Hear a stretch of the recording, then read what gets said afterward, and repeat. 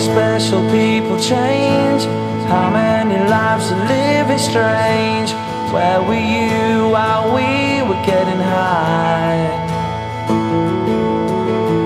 Slowly walking down the hall, faster than a cannonball. Where were you while we were getting high? Someday you will find me caught beneath the landslide, in a champagne supernova in the sky.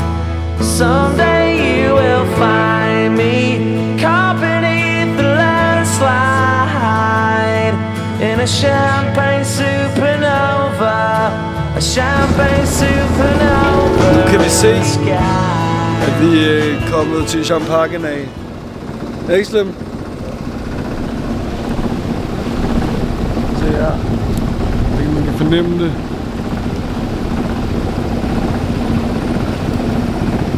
Der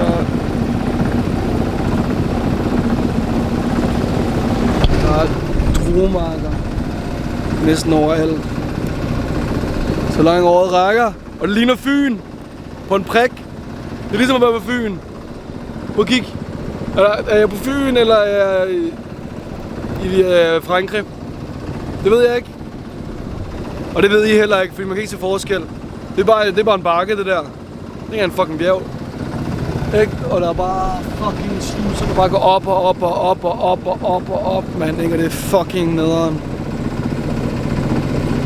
Og hvor vi var ude i går i Rhymes, som vi så i sidste video. Og det var lort. Fuldstændig skrald. Altså, ej, det var ikke fuldstændig skrald, men det var ikke så fedt. Det var sgu underwhelming. Alting nåede klokken 2, fordi man skal have sådan en speciel alkohollicens i Frankrig. Så ja. Så vi håber lidt, at Lyon eller Dijon sender dem har noget bedre at byde på, ikke? Prøv lige at se. Det her ikke, men det er fandme nøjeren. Ja, ikke fordi... Så er der bare en fodpram, der simpelthen bare fylder hele slusen. Det ligner, jeg tror det er en tysk en sådan. Ej, det ved jeg ikke, men det ligner lidt. Jeg får déjà vu lige nu. Men ja, det er mega lækkert vejr lige nu. Og vi er lige kommet ud af Rhymes. Og vi sejler ud af Rhymes. Men ja. Prøv lige at se, hvad der er der. Det er den første palme. Så er vi kommet sydpå. Godmorgen. Vi er lige stået op. Sejlede klokken 7. Motoren har røget meget, og det er nok fordi vandindtaget er stoppet til. Det er meget lyst. Vandindtaget er stoppet til på kig. Prøv at se det her. Prøv at se, hvordan den bare sådan der bare triller ned. Det er meningen, det skal sådan der, det skal stå lidt mere op, men det viser vi lige om lidt. Så er det blevet Oscars tur. Status er, vi har været oppe og købt de her dykkerbriller. De er fucking seje. Kostede 15 kroner. Så det er en deal. Men, og nu skal vi ned og rense vandindtaget. Så det bliver fucking fedt. Og det er min tur nu. Slem har været i 2 gange. Og der skal også en professionel til det her. Burde det måske være mig alligevel. Men ja, nu får han lov. Han skal også øve sig. Dykkercertifikat skal vi huske på. Jeg har dykkercertifikat. Jeg kan dykke ned til 25 meter eller sådan noget. Og der er ikke 25 meter ned her, så det er fint. Jeg er kvalificeret. Ej, hvor fuck man, der er 3 parkeret der, hvor jeg skal ned. Det må du hoppe i. Jeg kigger efter flodprammen, fordi vi ligger der, hvor flodprammen sejler, men går sgu nok.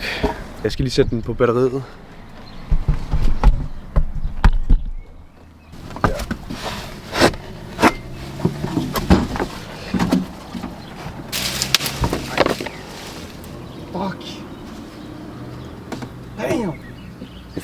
Det er bare til at ødelægge træet. Det er bare et træ. Det regenererer. Hajer i kanalerne? Det tror jeg. Der findes ferskvandshajer. Der er i hvert fald elektriske ål. Ej, på det Google om der er elektriske ål. Nej, det er der kun i Kina. Er der moræner? Der er kun ål i Kina. Nej, der er også elektriske ål i Sverige og i Danmark. Og ikke i Danmark mere. Vi kommer faktisk fra Ålsgård, som der, fordi det var meget ålfangst tilbage i tiden, men det kan vi tage en anden dag.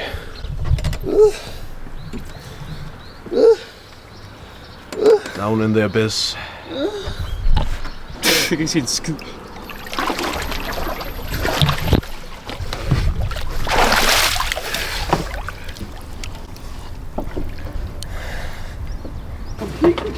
Klarer du det? Ja.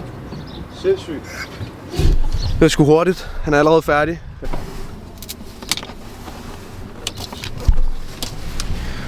Så skulle den ged gerne være barberet.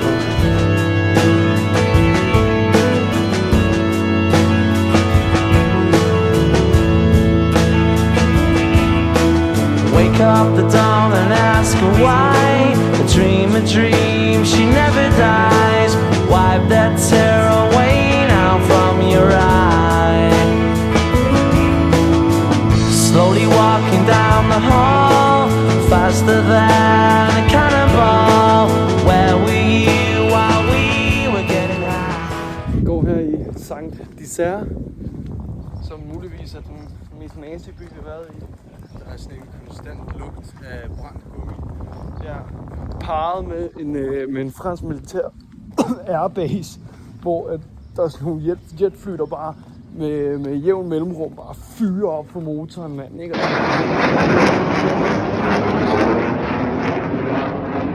Og det lyder som om, at der er en eller anden fucking et eller andet. Ej, det er sygt højt, det er sådan der next level højt. Jeg tror, at halvdelen af den her bys indbygger har teenagers. Vi er på vej ind for en øl. Ja, på mission.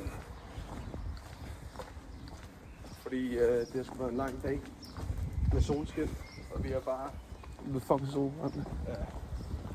Der ligner en regnbueis. Vi så lige en køre forbi, og han lignede en, som der har blevet forurenet hele hans liv. Det er 32 grader i dag udenfor, og det er sindssygt varmt. Jeg har siddet udenfor med langærmet t-shirt, langærmet bukser, eller lange bukser, fordi at jeg blev solbrændt i går, og jeg vil ikke gøre det værre i dag. Men det er sindssygt varmt. Lige nu sidder jeg lidt nede, I kan se her.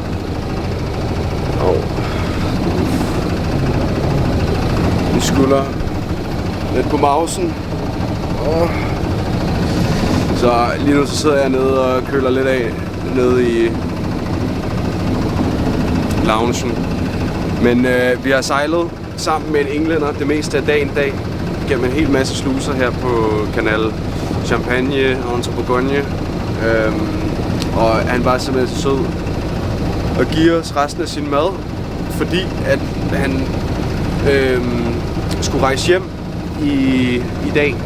Så han lagde til, og så skal han sejle videre næste uge. Men der var meget af hans mad, der ikke kunne holde sig. Så vi har fået en masse skinke og paté og pancetta, alt muligt kød, noget ost og så videre, så det er mega nice. Vi har ikke noget køleskab, så vi skal nok have det spist meget hurtigt, ikke? Men ja, fedt af ham. Vi prøver at se.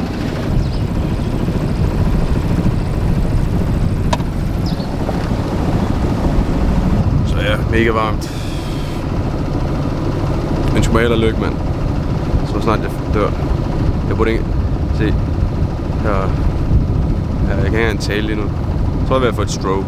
Heat stroke. Så... Det er ikke så godt. Nå. Men vi må se.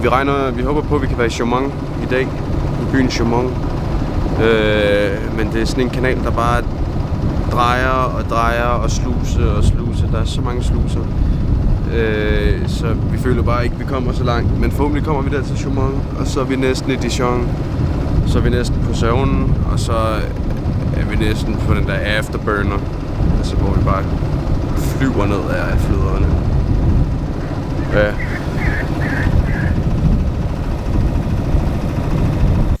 Så sidder vi her på kanal de fucking pigfjæs, mand. Ej, vi sidder på den samme kanal, som vi har siddet på i lang tid i hvert fald.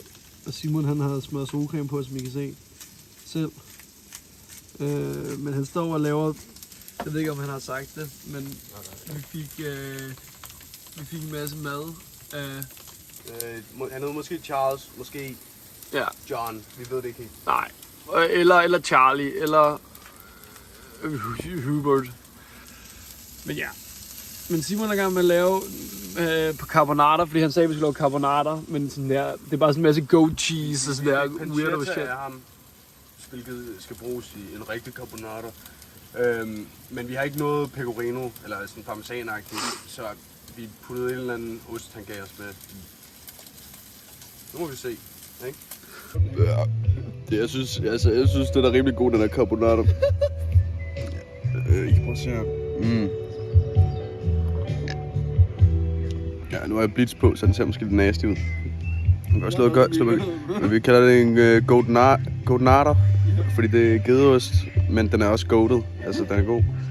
Så putter vi også noget fucking, eller noget marineret gåselever i til sidst, som ham der englænderne sagde, vi skulle putte i. Og shit, det er sgu fair.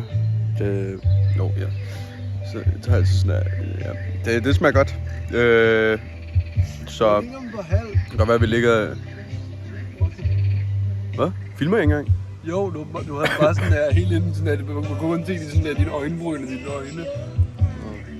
Ja, jeg synes det er virkelig lækker carbonara. Gåsebryst. Alt muligt shit er der i. Fedt. Selvom vi ligger et fucking lort. Vi ligger ikke på tøjet lige nu. Vi ligger bare... Hvor fucking hurtigt drikker du lige? Du er helt glas foran mig. Det var en lang dag. Status er lige nu, at Simon han begynder at flirte med en eller anden pige. Vi sidder fast ved en bro. Så sidder han og spiser æggemad. Så kommer der damer over og siger, jeg vil gerne være med til en lake. Vi købte Heidekens før i dag. Luksus. Prøv at se om der er. Ja, men hun spurgte, om vi ville bare ind til byen, eller om vi ville til en lake først. Og det var sådan noget, hendes veninde blev med at sige sådan der, hun var en good girl. Og hun var en beautiful girl.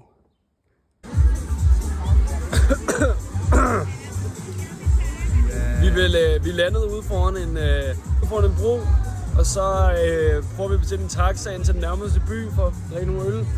Og imens vi har bestilt en Uber X, nej hvad var det? En Uber hvad? Det var en Uber X. Ja, en Uber X, som der koster fucking 30 euro. Så er der en dame, som bor i huset. Hun kommer ud, og så står hun og laver alt muligt translate på telefonen og alt muligt pissing. Og til sidst, så tilbyder hun faktisk at køre os ind til byen. Men så spørger hun, vil vi til Le Lac, som der er søen, eller vil vi ind til byen? Ja. Og så visker hun til mig Le Lac, som om det er der, vi gerne vil hen. Ja. Og så tager hun ind til en sø.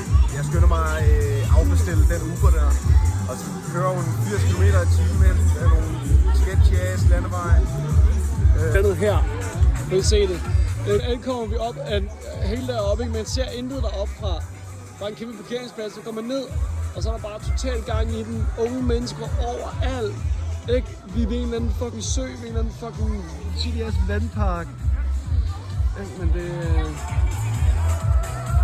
det er altså vildt.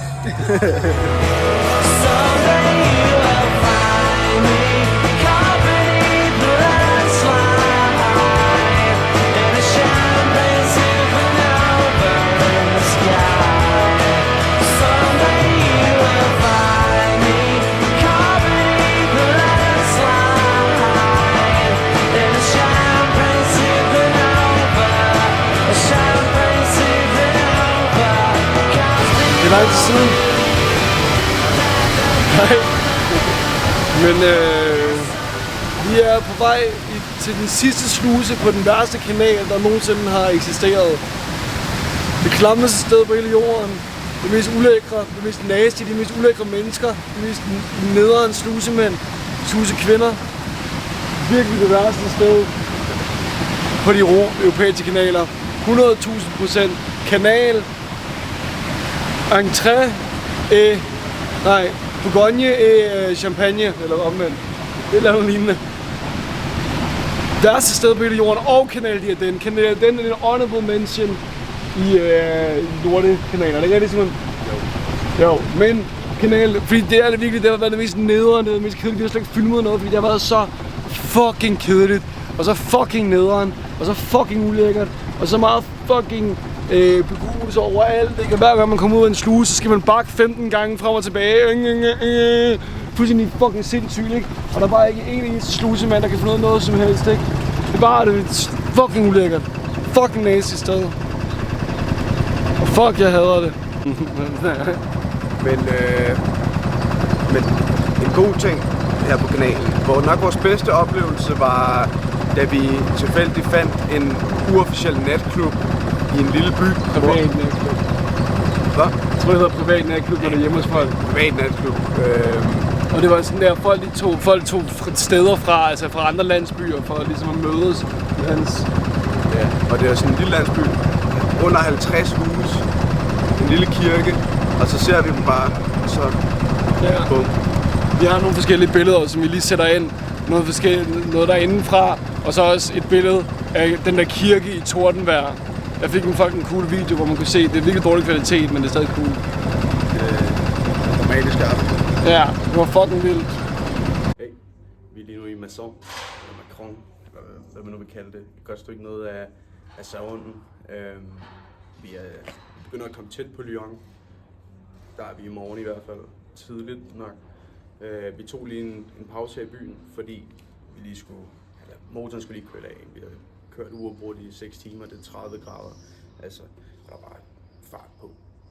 Men lige nu foran den her kirke, det er ikke engang den største i den her by. Og vi sejler 6 knop. Vi sejler 6 knop. Ja, på 4 knops motor. Ja. Det er 2 knops medstrøm. Så det kører bare derudad. Men ja, vi skal også lige have fyldt noget benzin på, eller noget diesel. Ja, det er også derfor, vi stoppede, fordi diesel, den er lige ved siden af. Ja, måske. Og jeg skal måske have et fade. Måske et low taper fade. Eller et burst fade mullet. Det ved jeg ikke. En af delene, ikke? Ja. Men det er status lige nu. Så er vi kommet til Lyon. Jeg står op klokken 6. Og vi er her nu her. 10:30-tiden. Så det er fedt. Oscar, han stod bare op, så sejlede han hele morgenen. Ja, Simon han lå og... Han lå bare dejligt nede i en sovepose. Han lå, jeg ved ikke, hvad han lavede nede i den sovepose, så jeg har heller ikke lyst til at vide det. Men prøv at se det her.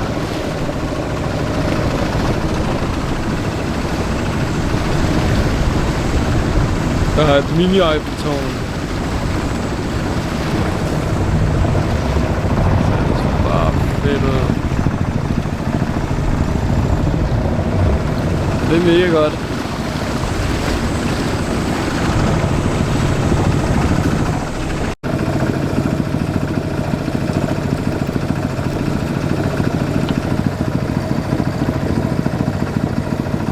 Vi kommer på runen. Holy shit, der er en flodpram bag ved os. Got him. Damn. Men ja, og vi har ikke filmet særlig meget på det sidste, fordi at, jeg ved ikke, om jeg har sagt det en gang, men Canet de Gong, Suck the Life var der for os. Vi havde sgu ikke noget tid eller lyst til noget som helst. Ja, vi kom til Lyon i går, som vi så. Men vi følte sådan mere, at det skulle være en oplevelse for os selv. Så vi fik ikke filmet så meget. Nej, det synes vi ikke. Vi gjorde det bare ikke. Men ja, det ser sådan her ud. Vi købte en gul person, fordi at vi var ved at fucking dø. Fuldstændig. Det er fandme lækkert, tro mig. For min højre side af kroppen. Yes. Og det bliver 36 grader i overmorgen. Og det var 30 grader de sidste uge. Så ja, hvis ikke vi havde købt den parasol, så ville vi 100% døde. I hvert fald i morgen. Ja, vi har været døde. Men altså, runen, dejlig flod. Vi startede med at have sejlet 7,5 knop. Det vil sige, der var næsten 3 knops medstrøm. Ja, så sejler vi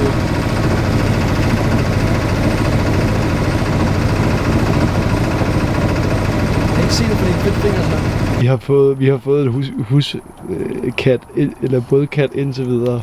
Ja. Det er en havnekat. Slim kommer til at sætte sig på den, jeg ved det. Vi kommer nok til at tage den med. Ja, klokken den er 2, og... Vi har givet den 2 dåser tutning i vandet. Den anden er den i gang med nu. Det er anden gang. Jeg er ikke en tut, der gør med nu. Og det sidder bare der og chiller. Men lad os se, hvad den gør efter. Men hvis den bliver, så er det vores kat. Og så... Og så, hvad skal den hedde? Tommy. For Tommy Fury, a.k.a. John Fury, a.k.a. Tyson Fury.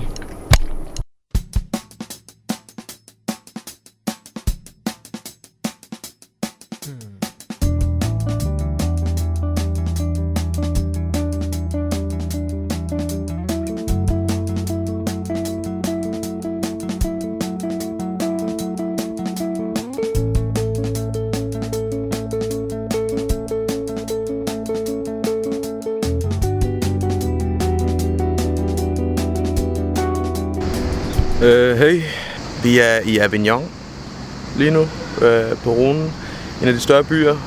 Vi er tæt på at være i mål, men det er ikke helt uden udfordringer, fordi lige nu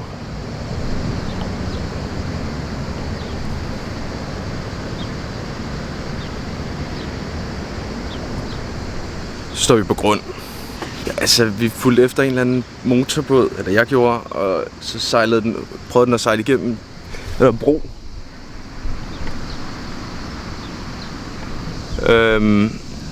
Og så prøvede jeg at gøre det samme, uden at rigtig at tænke over det, og så bum, så var vi totalt fast. Det er fucking fedt, men det er meget flot her. Og jeg forstår godt, Simon, jeg ville have gjort det samme. Jeg ville også have sejlet igennem de der er sådan nogle buer. Det er ikke en bro, som han blev ved med at sige. det er fucking sådan et punkt, du kan gå ud på. Prøv at se, det er ikke det, der er spændende. Det er, prøv at se det her. Prøv at se, hvor vi er henne igen. You never really leave the gunk, do you? Ikke? Der er mega meget begroning i overfladen, så vi burde have kunne se det på forhånd. Men fuck har indstillet det her kamera, mand. Det er helt fucked. Jeg har lige talt med først VNF, altså dem, der står for kanaler og sluser i Frankrig. De sendte mig videre til et nummer, der ikke blev taget, eller noget andet. Så ringede jeg til flodpolitiet, eller bare politiet. Nej, jeg ringede til gendarmerie, så det så blev til politiet, eller sendte mig videre til politiet. Og de sagde så, at jeg skulle ringe til brandvæsenet. Nu har jeg ringet til brandvæsenet, og de siger, at de har et rescue team på vej. Så vi lytter efter lyden af en helikopter. Der er ikke nogen endnu. Men vi regner med, at det bliver fuldt med... Ja, altså jeg tror ikke, de kommer til at rive båden fri. De kommer bare til at sende os, eller rappelle os op i helikopteren, og så flyve os til... Marseille, ja. Lige på Marseille. Ja. Men det hopper vi i vandet. Men spørgsmålet er, hvor længe vi skal vende. Jeg tror, det deroppe, vi kan se, det er Clemens. Clemens den første. Hvilket var en pave, der boede her i en periode. Meget historisk by, som jeg kan høre. Men det er også bedre styr på end mig. I det her tilfælde. Jeg har lige lavet det der Lex, står der. Vi stødte lidt på nogle udfordringer her til sidst. Det er fordi, han ligger der omme bag ved dem der og bare presser dem. Ikke? Ja, men de sejlede, som om de var så stive, og det var det jo så tydeligvis også. De var tydeligvis stive. Det er en lille lektie, man kan lære der med sejlads, og også bare generelt. Livet. Ja, du kan ikke følge efter andre. Nej, fordi alle hvis du følger idioter. efter andre, så lige pludselig så er du et sted, du ikke har lyst til at være. Ikke? Men det er godt vejr. Ja, og vi er i Frankrig. Som I nok kan se, så sejler vi lige nu. Og det vil sige, at vi altså kom fri i går. Der kom en brandmotorbåd med 8 brandmænd på. 3 af dem var dykkere. Der står en inde på bredden med en bil. Jeg taler walkie-talkie med dem. En af dykkerne kom op på båden. Begynder at hælde alt muligt ting. mens de andre 2 dykker de ned for at kigge, hvordan det ser ud under. Og sådan som jeg forstod det, så var vi sådan her totalt fanget en eller anden plante og nogle sten og alt muligt. De forsøger en gang at binde fortøjninger fast og ligesom bare rive os ud, ikke? Men så de tog, de havde, de var ikke store nok, så de hentede nogle nye. Sejlede lige hurtigt, så kom de tilbage. Og ja, så til sidst kom byggeriet fri.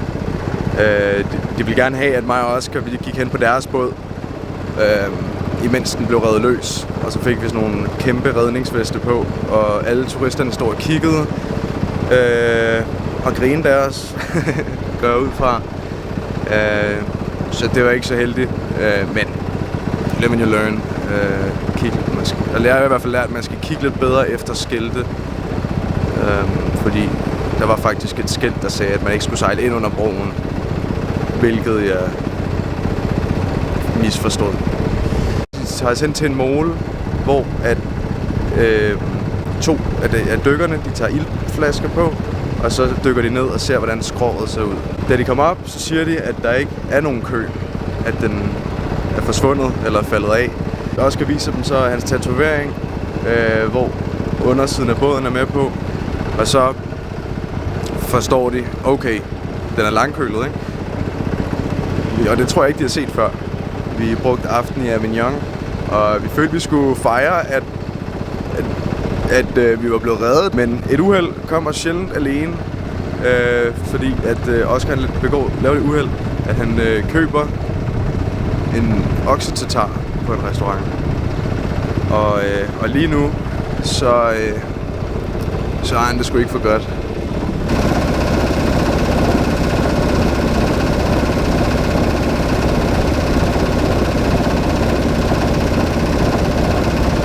Han vender og drejer, og han er fandme, altså, han er sgu lidt af et svin, fordi jeg var op i Carrefour, købte ham med et par colaer, iskolde, så går jeg dem ned med det til ham, og han drikker dem, og han kaster det hele op, altså, kaster det bare op.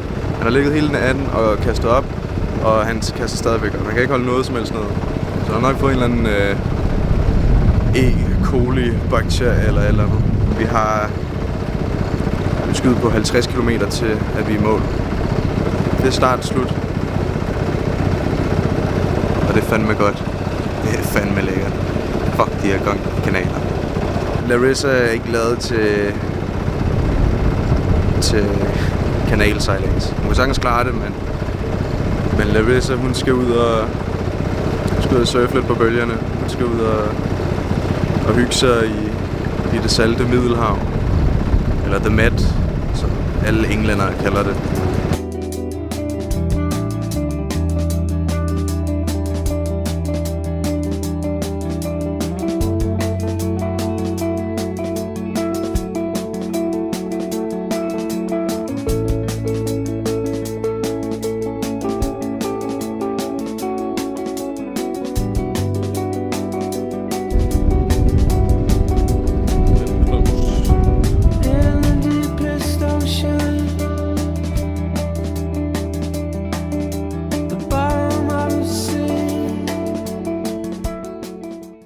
Så er vi i Middelhavet.